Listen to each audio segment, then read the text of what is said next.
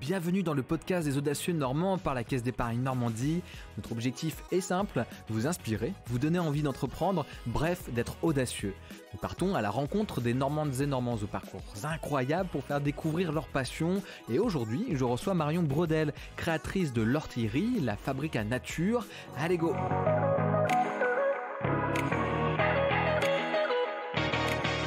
Bonjour Marion. Bonjour Ambroise. Qu'est-ce donc une fabrique à nature? C'est comme cela que tu décris ton entreprise. Ça, c'est mon petit nom que j'aime beaucoup. La fabrique à nature. Eh bien, écoute, il faut savoir que j'étais documentaliste avant de créer mon entreprise pendant 7 ans.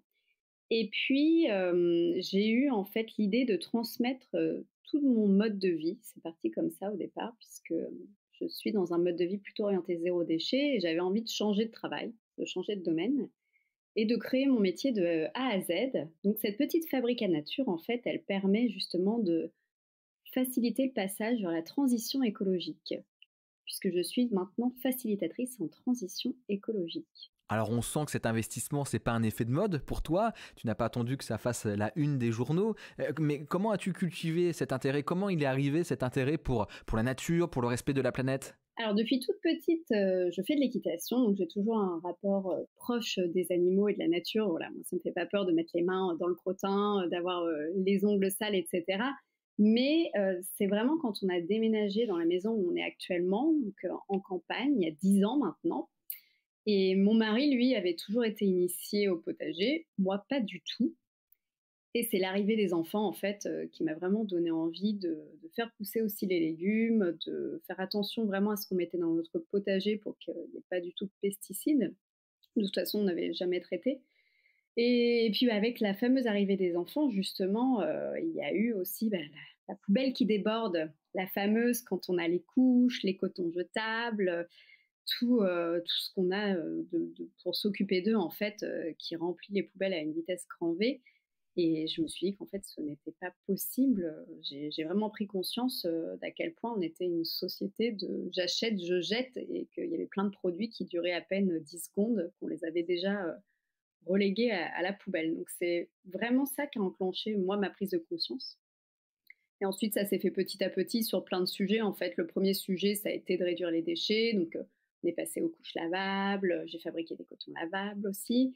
Et puis ensuite, il y a eu quels produits aussi je vais mettre sur mon corps, qu'est-ce que je vais donner à manger à mes enfants, qu'est-ce qu'on va utiliser comme produit ménager. Et après, ça allait plus loin, voilà, dans le développement durable aussi, c'est comment réduire son empreinte carbone un maximum, donc ses déplacements, son usage aussi du numérique qui est invisible, mais qui est pourtant malheureusement très émetteur de CO2.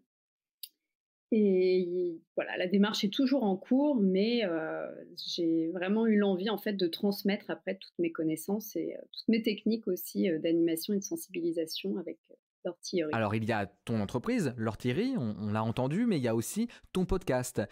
Ton podcast que tu as créé, comment t'es venue l'idée de créer ce podcast Green Normandie? Alors j'écoutais beaucoup de podcasts en jardinant, en cuisinant et ou en faisant des cotons lavables, notamment, c'était surtout d'ailleurs dans ces moments-là.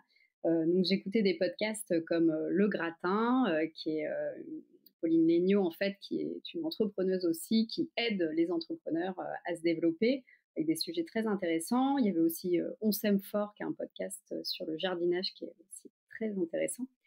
Et moi, j'ai toujours eu à cœur, en fait, depuis la création de mon entreprise, de mettre en avant les acteurs locaux qui agissaient pour l'environnement.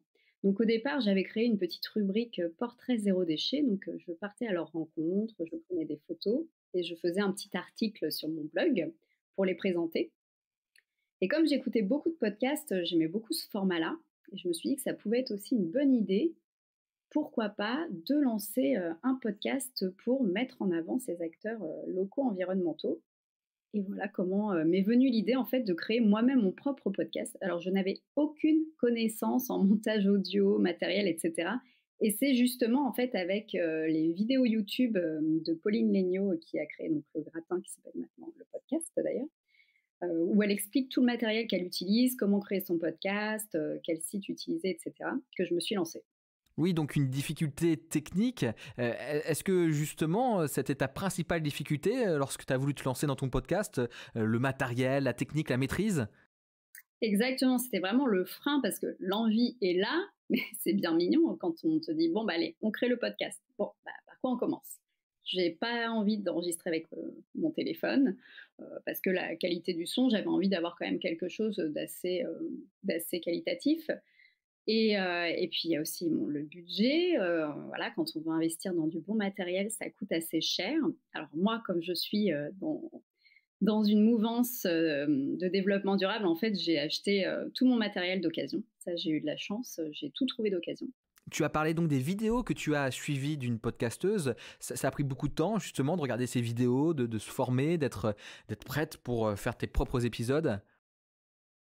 Alors les vidéos, ça a été assez rapide, parce que c'est en accès libre, en fait, hein, n'importe qui peut les regarder. Donc je dirais qu'en une journée, j'ai regardé un peu le matériel qu'il me fallait et puis ensuite, je crois que le logiciel, c'était elle aussi qui le conseillait. Donc c'est un logiciel qui s'appelle Audacity qui est gratuit et ça et bah, en fait, ça a été sur le tas, hein. Je me suis retrouvée avec ma bande son et encore maintenant, tu vois, j'apprends pour améliorer, bah, le son comme toi tu fais, en fait. Voilà, quand il faut rehausser la voix, quand il faut couper, pour qu'il y ait le moins de nuisances en fait derrière les voix.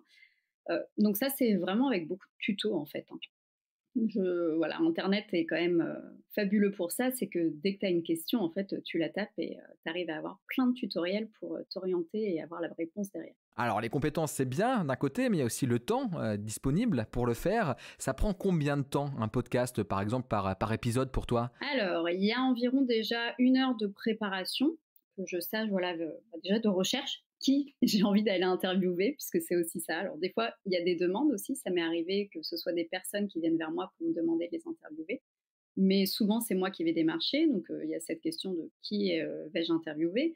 Ensuite, j'essaye de me renseigner quand même un minimum, pas trop, parce que j'aime bien quand même découvrir derrière aussi et avoir des questions qui soient le plus naturelles possible.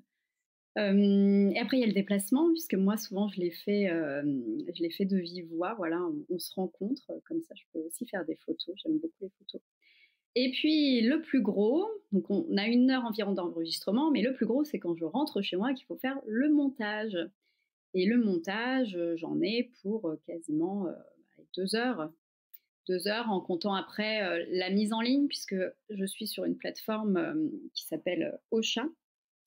Et puis la mise en ligne est assez longue aussi. Il faut rédiger le texte, après il faut faire toute la communication autour, faire le visuel. Donc en tout, on a pour une journée de travail pour un podcast. Faut-il être un expert absolu pour développer un sujet en podcast comme tu l'as fait? Non, je ne pense pas. C'est vraiment plus une approche journalistique. Ça va être... alors vraiment, moi, je veux l'orienter de façon très naturelle. Donc je pose les questions comme elles viennent. C'est comme ça qu'on a des réponses aussi intéressantes et qui changent un petit peu de l'ordinaire. J'ai interviewé voilà, une professionnelle du Reiki, j'ai interviewé pardon, des magasins bio, des agences de communication aussi qui ont créé un jardin complètement écologique au sein de leur structure.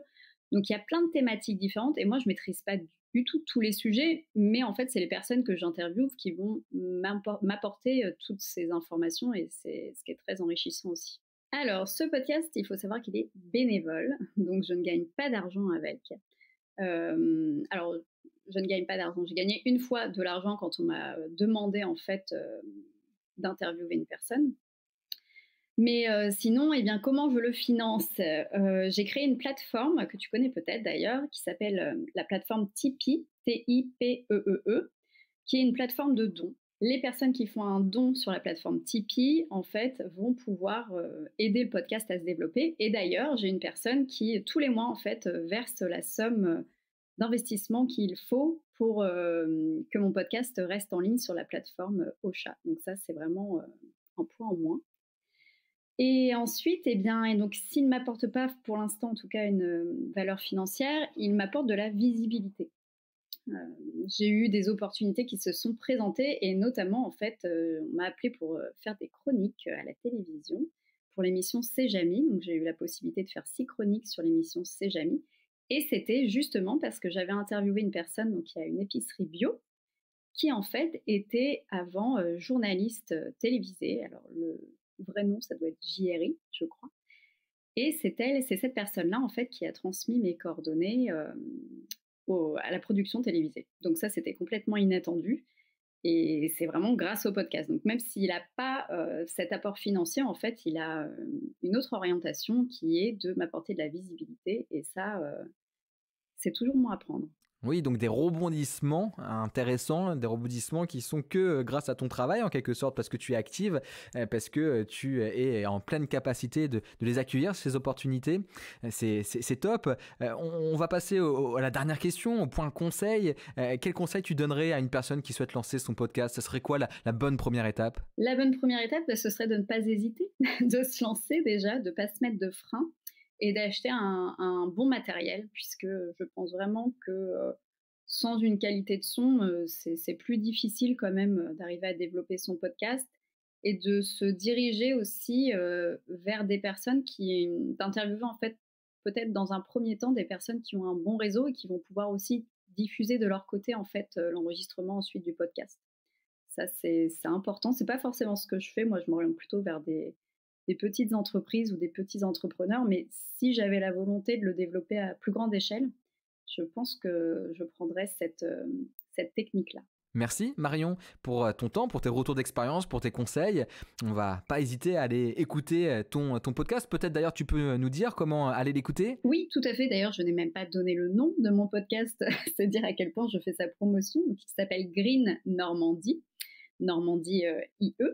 Et on peut le retrouver quasiment sur toutes les plateformes d'écoute, donc sur Ocha, Spotify, Apple Podcast, Deezer, et certainement que j'en oublie aussi. Eh bien, c'est bien noté. Je suis sûr qu'il y aura des curieux qui vont aller découvrir ton podcast.